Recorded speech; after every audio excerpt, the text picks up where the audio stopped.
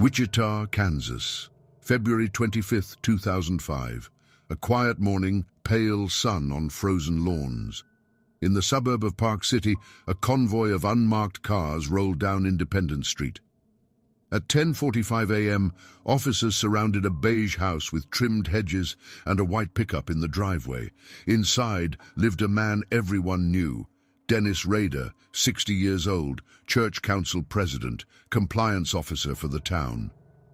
He opened the door calmly. No resistance.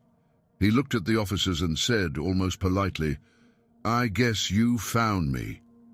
They handcuffed him near the kitchen sink. On the counter lay his breakfast, cold coffee, a folded church bulletin, and a notepad with a single word written in block letters, BTK. In the basement they found boxes labeled projects. Inside, Polaroids of bound women, sketches, pieces of nylon cord, and newspaper clippings from crimes spanning 3 decades. Everything was catalogued, numbered, dated. At the police station, Rader sat perfectly straight, hands folded. Detective Landwehr later said, "He behaved like an auditor reviewing a file, not like a man whose file was being read." When investigators traced the floppy disk that led them to his home, it still shocked them that the BTK from the letters, bind them, torture them, kill them, was a man who attended Sunday service every week. His neighbors described him as helpful, methodical, maybe too strict about lawn rules. As news spread, Wichita fell silent. People remembered the years of fear. The Otero family in '74, Shirley Vian, Nancy Fox, Maureen Hedge. The case that had vanished into legend suddenly had a face. Ordinary, precise, graying at the temples. That night, the evidence team photographed his garage. Neatly stacked tools, coiled ropes, clamps hung by size. The air smelled of oil and iron. On one shelf sat an old Polaroid camera and a labeled envelope. Project DO-1974, a lifetime of order, built around silence. After 31 years, the man who signed his letters BTK Strangler finally sat in custody, quiet, polite, almost relieved. Outside, snow began to fall again, covering the street like a clean page. Dennis Lynn Rader was born on March 9, 1945, in Pittsburgh, Kansas, the eldest of 4 sons in a working-class family. His father, William, worked long shifts as a lineman for the Kansas Gas and Electric Company. His mother, Dorothea, kept the house with quiet endurance. The Rader home was modest, square furniture, worn wallpaper, a ticking clock. Order ruled everything. From an early age, Dennis learned to mask emotion. He once said later, "When I cried, I learned to cry on the inside." His parents were distant, not cruel, but absent in the small, silent ways that leave spaces in a child's mind. By age 10, he began killing small animals around the neighborhood, strangling stray cats, watching the final spasms. He described it as experimenting with control. Later, he would say that's when he discovered the moment everything stops. Teachers remembered him as neat, polite, slightly detached. He liked drawing diagrams, knots, and mechanical devices. Classmates said he stared too long and spoke too little. One recalled he always seemed like he was waiting for something to happen. In Riverview Elementary, he earned praise for discipline and punctuality.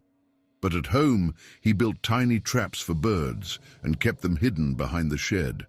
The pattern was forming: control, silence, secrecy. After high school, he joined the U.S. Air Force 1966 to 1970. His records show no infractions. He served in Texas, Okinawa, and Korea, always as the orderly man. Yet fellow airmen remembered his obsession with rules. Cleaning tools 3 times, folding uniforms until they creased like glass. The military gave him structure, and that structure became a mask. When he returned to Wichita, he married Paula Dietz, a church-going woman he'd met at the local university. They settled in Park City, where Dennis studied criminal justice at Wichita State. He joined the Christ Lutheran Church, later becoming its council president. Neighbors described him as meticulous. He measured his lawn with a ruler, logged each gas refill in a notebook, and inspected his wife's car for dust. Outwardly, the perfect Midwestern husband. But in his private journals, he wrote lines that hinted otherwise. "There are two people inside me. One is a good man, the other wants out."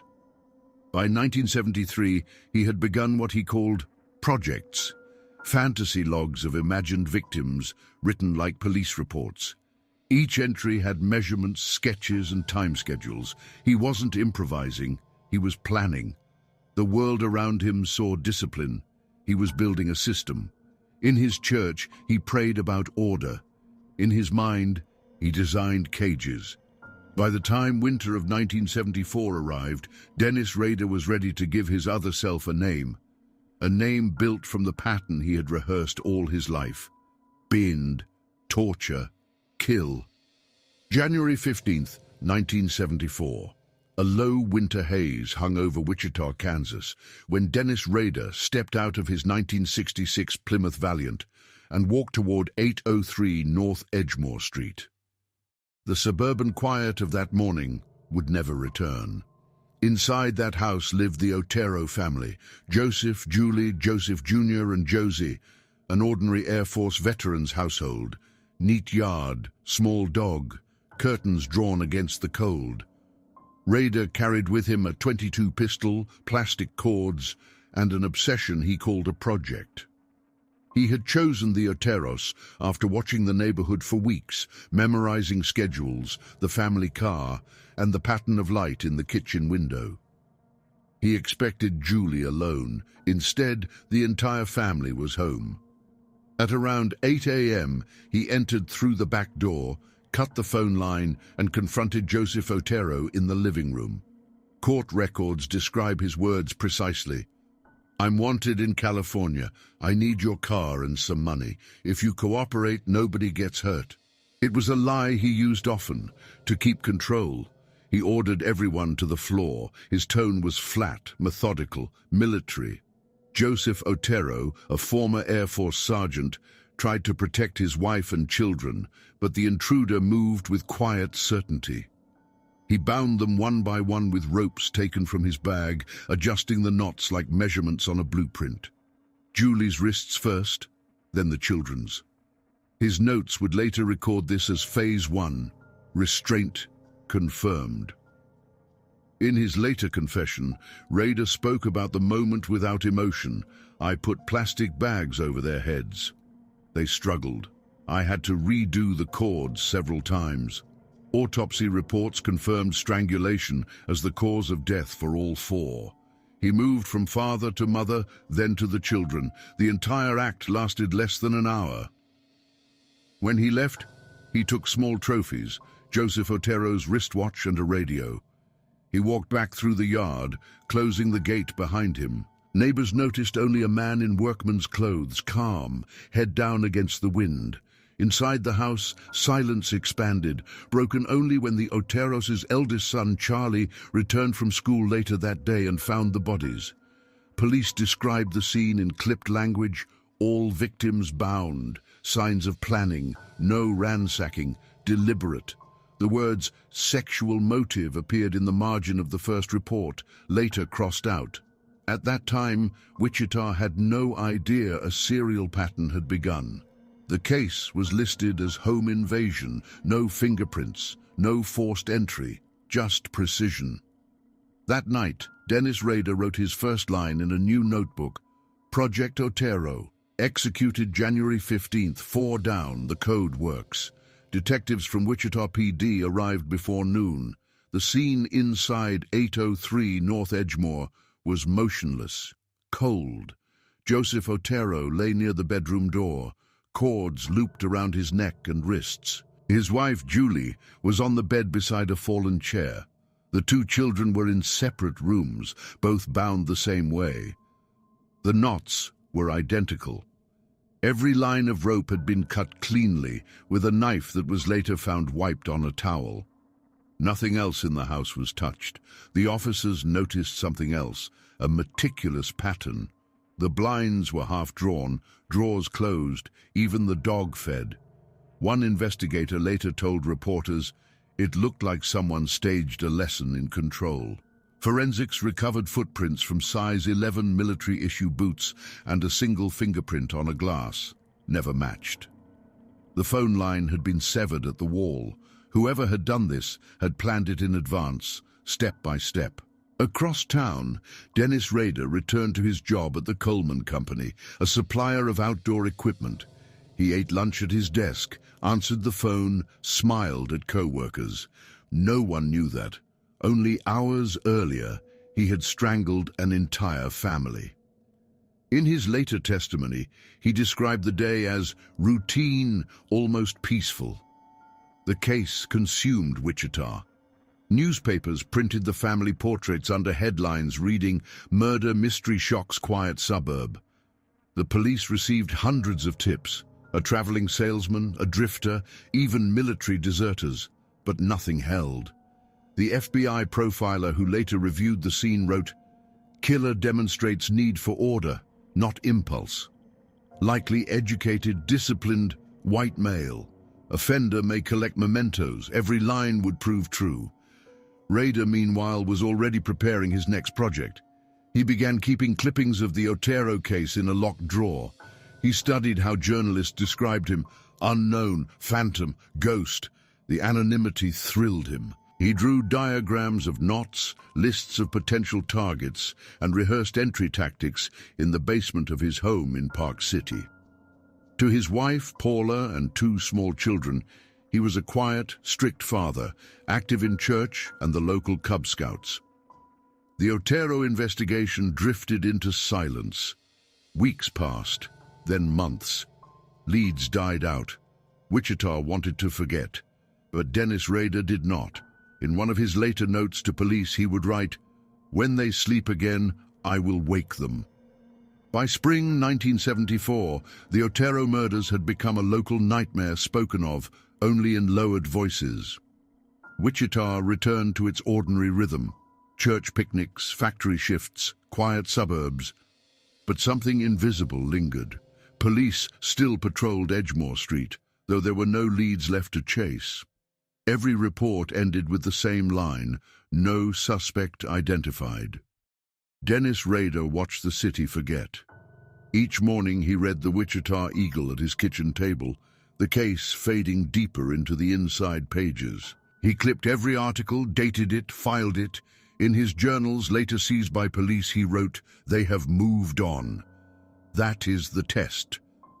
He had learned the rhythm of fear, its rise, its decay, and the stillness that followed. The silence excited him more than the act itself. Inside the police department, detectives debated the killer's method. Some insisted it was a robbery gone wrong. Others saw the deliberate bindings and believed in ritual. Evidence technicians found faint traces of semen on the bedspread, the first sign that the motive was far from simple. But DNA analysis did not yet exist. The samples were sealed and stored in envelopes marked Otero, 1974. They would not speak again for 30 years. In October 1974, an editor at the Wichita Eagle received a typed letter. No return address, no smudges. Inside was a single page describing in perfect sequence how the Oteros had died, details never released to the public. At the bottom, a signature formed from 4 letters, BTK, bind them, torture them, kill them. The name was born. The newsroom fell silent. Detectives realized the writer was not a hoaxer. He was their ghost. The letter changed everything. For the first time, Wichita understood that the Otero murders were not random. A mind was shaping them, precise, proud, and patient. Police formed a special task force. A hotline rang day and night. Neighbors locked doors, bought guns, installed floodlights. In the middle of it, Dennis Rader walked among them, the president of his church council, the man who handed out bulletins on Sundays. At home, he wrote again in his notebook, "They know my name now, but they do not know the face." The seeds of the BTK case had been planted. The silence that followed was not peace. It was the interval before the next project. Wichita, March 1977. 3 years had passed since the Oteros. The city had grown used to silence, convinced the killer was gone or dead. But Dennis Rader was watching again. He called it Phase 2. He kept notes in a binder, cross-referenced with addresses, daily habits, and sketches of doors and windows. In February, he chose a small house on South Pershing Street. The name inside the folder was Shirley Vian. On the morning of March 17th, he cut the phone line and knocked. Her 6-year-old son opened the door. Court records show Rader introduced himself as a private detective looking for a fugitive. Inside were Shirley and her 3 children. He forced them into a bedroom, tied the 2 boys to a bedpost, and locked the door. To Shirley, he said what had become his ritual phrase, "If you cooperate, I won't hurt the kids."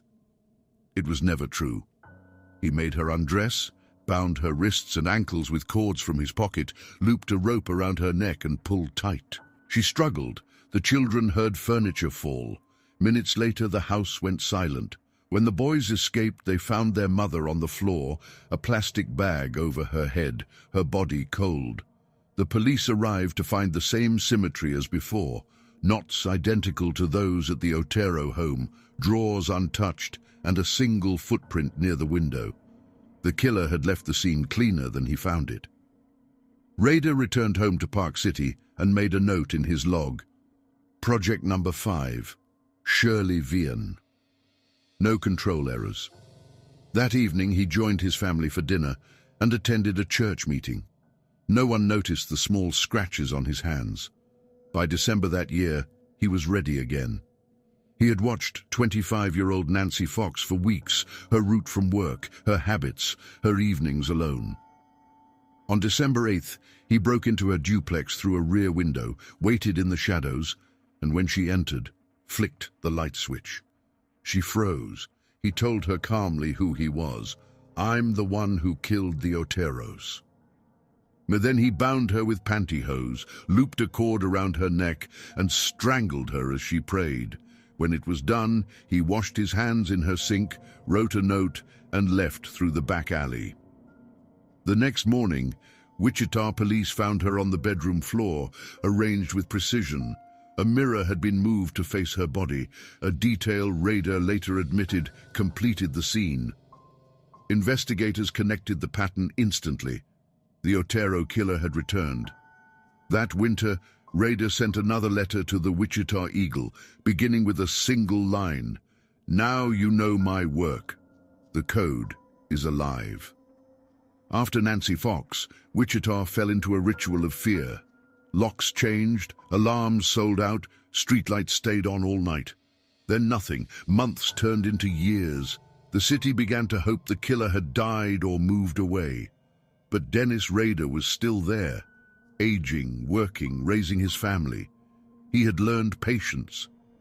Between 1979 and 1985, he stopped killing, but never stopped planning. He joined the Christ Lutheran Church, became president of its council, and led the Boy Scouts. In private, he called this his cool-down period. He photographed random women, stored their names in envelopes, and kept a hidden kit, rope, tape, hand-drawn maps, inside a toolbox labeled camping gear. When questioned years later, he said simply, "I was waiting for the right project." In April 1985, he found one. Marion Hedge lived on the same block in Park City, a quiet widow who walked daily past his house.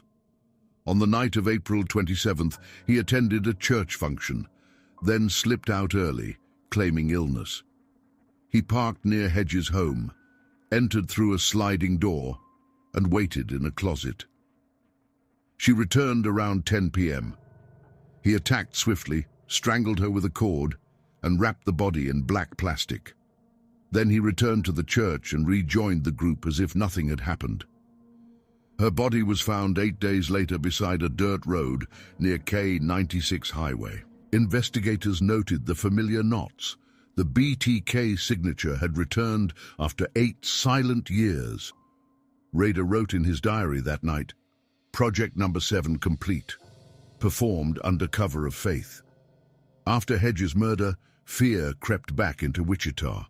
Police reopened old case files, and newspapers ran retrospectives titled, "Is BTK Back?" But technology had not caught up. There were no fingerprints, no DNA. Detectives could only circle the same questions. One wrote in his notes, "This man rehearses his sins." Rader, emboldened, waited again. 5 years later, in January 1991, he saw Dolores Davis, a 62-year-old neighbor living 2 miles away. He stalked her house for weeks, then used the pretext of a scouting trip to leave home at night. He strangled her with pantyhose and hid the body under a bridge north of town. Snow covered his tracks. The next morning he attended church service, reading scripture aloud. It would be his last kill. After 1991, BTK disappeared. But Dennis Rader kept every newspaper clipping, every photograph of his projects. He told himself the code was dormant, not dead. After 1991, BTK vanished from Wichita. No more letters, no bodies, no news. Detectives retired without answers. The city slowly let it fade into myth, a shadow that belonged to the past. But Dennis Rader was alive and thriving. He became compliance officer for Park City, inspecting yards and writing citations for unmowed lawns. To his neighbors he was Mr. Rader, firm but polite, a church leader with a clipboard. At home he maintained scrapbooks of his old projects, hidden behind files marked TAXRECORDS. He still kept his binders, Polaroids, maps, typed confessions to himself. In his garage sat the same Plymouth Valiant, polished and silent. He called this period Phase 3, Observation. In confession, he later said, "I was done in body, not in mind." He watched news about other serial killers and believed they lacked discipline. He considered himself a professional. By 2004, 3 decades after the Oteros, the local press planned an anniversary article about the unsolved case. When Rader read it, something in him shifted. He felt erased. His work, his order, had been forgotten. He decided to remind them. In March 2004, a letter arrived at the Wichita Eagle, typed on an old Smith Corona typewriter.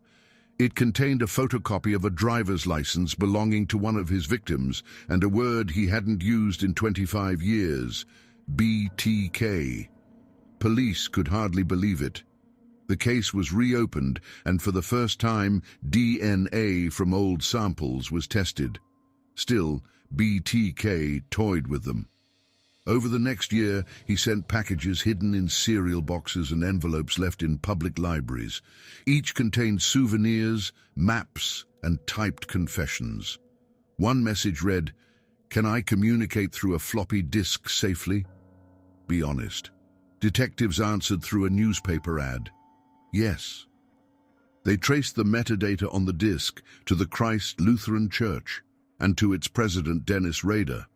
At home, he continued writing his journal. Code fully re-engaged. Control maintained. He still did not believe he could be caught. He had lived among them for 30 years, and they had never seen him. In February 2005, he was arrested while driving to lunch. The folders found in his home contained every murder documented in his own hand. BTK's quiet years were over. Spring 2004. Wichita police reopened the cold case that had haunted the city for 30 years. A new task force, Operation BTK, assembled in a windowless office downtown. On the wall hung the photographs of every known victim, from the Oteros to Dolores Davis. Beneath them, a single question: why now? The letter received by the Wichita Eagle had reignited everything. Detectives Ken Landwehr and Kelly Otis studied every word. The grammar matched earlier BTK notes from the 70s. Meticulous punctuation, stiff phrasing, the same blend of arrogance and precision. The enclosed victim's driver's license, stolen in 1977, proved authenticity. The ghost was alive. FBI profilers joined the case. Their first report read, "Offender demonstrates obsessive structure, formal language, possible law enforcement background. Ego seeks recognition." The team knew that BTK had resurfaced not to kill, but to be remembered. Over the following months, more packages appeared. One was left taped to a stop sign, another hidden inside a cereal box in a supermarket parking lot. Each contained documents, drawings of bodies, photos of crime scenes clipped from newspapers, and poems referencing projects. The paper, ink, and typewriter matched the old letters. Every delivery seemed choreographed. DNA from the Otero and Vian cases was re-examined with new technology. A male profile emerged, partial but consistent across samples. It would wait for a match. In December 2004, the killer tested the police again. A small envelope addressed to KSAS-TV News contained a word puzzle and a photocopy of a toy doll bound with cord. The caption read, "The doll remembers Nancy." Detectives recognized the reference, Nancy Fox, 1977. It was a taunt and a memory. The task force catalogued everything, building timelines stretching from 1974 to 1991, each entry labeled Project 1 through 10. Patterns of silence, resurgence, control. They searched public records for anyone matching the profile. White male, 50s, veteran or civil servant, skilled with ropes or knots. Hundreds of names surfaced. One among them was Dennis Lynn Rader, a Park City compliance officer, church council president, married with 2 grown children. At first, his file seemed ordinary, but an old police report from 1979 noted a citation he'd written, exact handwriting as BTK's envelopes. When officers compared phrases, a pattern appeared. The same formal tone, the same rigid syntax. Surveillance began. By January 2005, the hunt was closing in. They just needed him to make one mistake. January 2005, a letter arrived at KSAS-TV. Inside, a purple 3.5-inch floppy disk and a note. "Can I trust you? If I send you stuff on a floppy disk, will it be traceable? Be honest." The task force read it in silence. They answered through a classified ad in the Eagle, "Rex, it will be safe to use." BTK believed them. Weeks later, he mailed the disk in a small, padded envelope. Return address, BTK Communications. When the floppy was inserted into a secure computer at the forensics lab, its metadata appeared instantly. Last modified by Dennis, Christ Lutheran Church. A single click on properties revealed the trail that 3 decades of hunting had missed. Detectives contacted the church and found its president was Dennis Rader of Park City, Kansas. The name matched one already flagged in their profile list. They moved fast but quietly. Surveillance teams tracked Rader's daily routine, morning coffee, church office, city inspections. He carried a clipboard and a digital camera, wrote citations in neat block letters. Neighbors called him strict but helpful. His wife and 2 children thought him methodical, not dangerous. Investigators needed proof beyond metadata. They obtained a warrant for his daughter Kerry's medical records and retrieved a DNA sample from a pap smear at her college clinic. The lab worked overnight. When the results came back, the match was statistical certainty. The BTK DNA and the Rader family were linked by blood. February 25, 2005. A surveillance team waited near his office. At noon, he drove his black Jeep Cherokee toward home. Unmarked cars boxed him in on North Seneca Street. Detective Otis approached the window and said, "Mr. Rader, do you know why we're here?" Rader looked up calmly and replied, "I have a pretty good idea." In his home, police found drawers of photographs, sketches, and handwritten plans titled Projects. Each folder contained a woman's name, maps, timelines, and clippings. In his basement toolbox, knots of nylon cord, souvenirs from victims, and a stack of floppy disks. The order was surgical, every object numbered. At headquarters, Rader sat in a plain room under fluorescent light. He asked for a Diet Dr. Pepper. Then he spoke for 30 hours without hesitation or remorse, detailing every murder since 1974. He called them projects, described each as if reciting manual instructions: entry, restraint, execution, cleanup. When asked why he stopped in 1991, he said, "I got busy with life." Then the urge came back. The hunt was over. For the first time in 30 years, the city breathed. But the confession had only begun. The interrogation room stayed bright for 30 hours. Rader spoke without pause, his voice steady, almost polite. He began with January 15th, 1974, the Otero family. He described cutting the phone line, forcing entry, binding each victim with ropes he had pre-measured the night before. He corrected the detectives on small details of the house layout. "I remember things," he said, tapping the table. "I was there." He called the murders projects, each with a code name: Project Fox, Project Vian, Project Davis. Every word came with precision. He explained how he stalked his victims for weeks, writing notes, drawing diagrams, planning escape routes. He smiled when describing his tools: cords, knots, Polaroid camera. "You know, I wanted to be like the police," he said, organized. When agents asked what BTK stood for, he recited the words slowly, as if spelling scripture: bind them, torture them, kill them. Then he added, "That's how you control life. You take it and put it in order." He never raised his voice. He spoke about his wife and children with the same tone he used for describing the ropes. He said he tried to stop after 1991, but the fantasy returned. The letters in 2004, he explained, were communication. He wanted recognition, to remind the world that BTK had not vanished. Detectives listened in silence. Some left the room, others stayed, taking notes. His memory was photographic: times, addresses, directions, even weather conditions. When asked why he had resumed contact after decades, he answered, "I missed the attention. A serial killer needs an audience." On February 28, 2005, police held a press conference. Landwehr stood before the cameras and said simply, "BTK is in custody." The city of Wichita, quiet for 30 years yet living under his shadow, exhaled.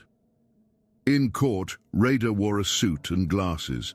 He pled guilty to 10 counts of murder, describing each in chilling, methodical detail. The judge asked, "You understand what you are admitting to?" Rader nodded. "Yes, Your Honor. I did it all myself. I'm BTK." During sentencing, families of the victims read statements through tears. Rader sat motionless, sometimes taking notes. When asked if he had anything to say, he thanked the police for their professionalism. The judge sentenced him to 10 consecutive life terms, 175 years without parole. He was led from the courtroom, still speaking softly about organization, balance, control. As the door closed behind him, one reporter wrote, "BTK taught Wichita that evil can look like order, that madness can wear a uniform and smile."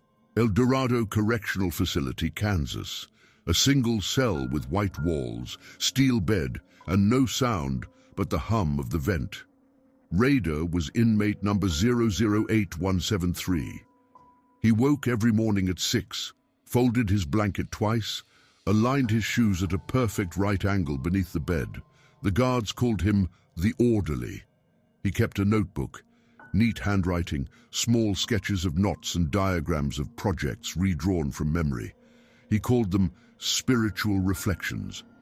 Each line began with a date, as if the calendar still obeyed him. in letters to journalists, he signed, "Your old friend BTK." He wrote about my mistakes in communication, as though his downfall were a technical failure, not murder. He requested books on law enforcement and forensic psychology. "I want to understand what I became," he said once to a chaplain. The chaplain answered, "You already know." Rader's cell remained spotless.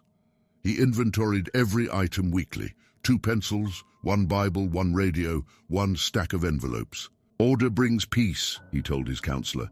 Yet guards noted that sometimes at night he whispered to himself, counting softly, 1, 2, 3, the rhythm of the knots he once tied. Outside the prison, Wichita changed. The houses he had once stalked were repainted, trees grown tall enough to hide what happened there. The street where the Oteros lived was quiet again, but neighbors still avoided the number 803. In 2006, investigators sealed the BTK archive, 25 boxes labeled Project Files. Each contained photos, maps, rope samples, and hundreds of pages of his notes. Landwehr retired the next year. He refused to keep souvenirs. "You can't hold on to a ghost," he said. Rader continued to write letters until 2019, then silence. His health declined, his eyes failing. Inmates said he rarely spoke anymore, only watched the guards pass, lips moving as if reciting something. One called it the counting. He remains in solitary confinement, 23 hours a day.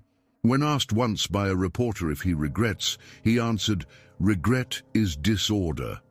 I live in order now." And so the ledger closed where it began, with control, calculation, and quiet. The man who bound others by rope ended bound by walls. In the end, Wichita forgot his voice, but not his pattern.